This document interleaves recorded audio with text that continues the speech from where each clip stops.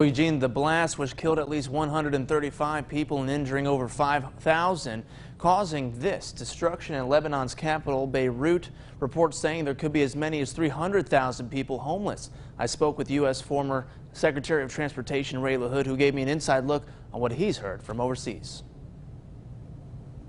An explosion many thought was an atomic bomb, causing Beirut, the capital of Lebanon in the Middle East, to be declared in a state of emergency. Former U.S. Congressman and Secretary of Transportation Ray LaHood says the impact of the explosion adds weight to other struggles the country was already going through. Lebanon is going through a terrible economic downturn, in part because of the collapse of the banking community, in part because of the COVID virus. Former Congressman and third-generation Lebanese-American LaHood says his phone and email have been going off ever since, showing the generosity of the Lebanese-American population. Lebanese-Americans in this country are reaching out.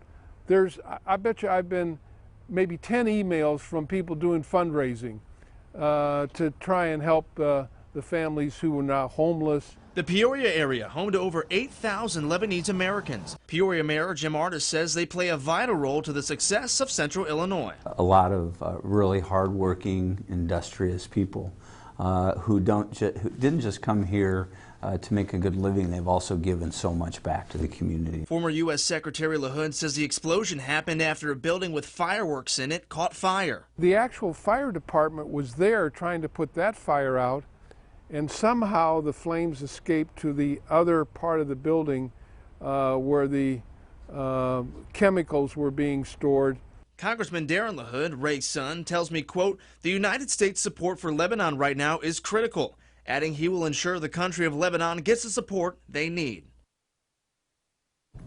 And former Secretary Ray LaHood tells me many people have already begun fundraising to help those in need in Lebanon. He said the two main groups of Lebanese Americans here in Peoria come from the I-2 Society and St. Charbel Maronite Church. Kimberly.